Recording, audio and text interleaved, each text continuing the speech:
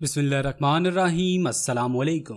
नाज़रीन ग्रामी, हालिया ज़िमनी इंतखाब के बाद सियासी उखाड़ पछाड़ में जब पीडीएम के इत्तेहादी चौधरी शुजात ने अपने अरकान को पीटीआई को वोट देने से मना किया तो पीटीआई एक्टिविस्ट और यूट्यूबर्स ने इसको भी फौज के खाते में डाल दिया। पीटीआई चली गई अदलिया के पास, जहां से अब तक जो रिमार्क्स सुनने को मिले हैं उनसे ऐसा लग रहा है कि पंजाब की हुकूमत पीटीआई को मिल जाएगी, जिसके बाद पीडीएम ने फौज के खिलाफ मुहिम चलानी शुरू कर दी। यानी इनकी सियासी जंग में जिसकी हार होने लगती है तो इसके लिए आसान तरीन टारगेट फौज होती है और इसको फौरन अपने निशाने पर ले लेते हैं।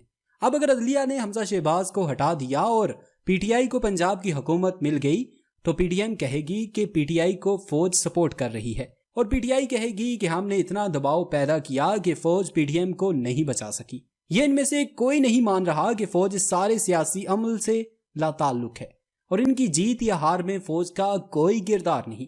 अगर फौज पीटीआई के खिलाफ होती और अदालतें फौज की मर्जी पर चलती तो क्या अदलिया पीटीआई के हक में फैसला देती?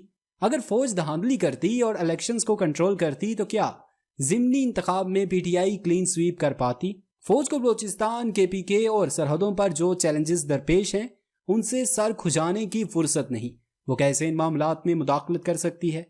मोअज़्ज़ज़ दोस्तों, कोई भी यूट्यूबर्स ज़राए ने कहा है कहकर फौज पर कोई भी इल्ज़ाम लगा देता है, जिसको पीटीआई या दीगर सियासी जमातें अपना बयानिया बना लेती हैं। ये अमल अफसोसनाक है और इसकी हौसला शिकनी की जानी चाहिए। अगर ये सियासी जमातें पाकिस्तान के साथ मुखलिस हैं तो पाकिस्तान के दिफाई इदारों के खिलाफ इस किस्म की प्रोपेगेंडा मुहिम से इज्तनाब करें। इससे पाकिस्तान के दिफा और पाकिस्तान दोनों को नुकसान पहुंचेगा।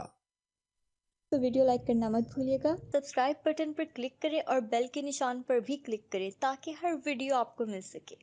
अपना ख्याल रखिएगा। अल्लाह हाफ़िज़।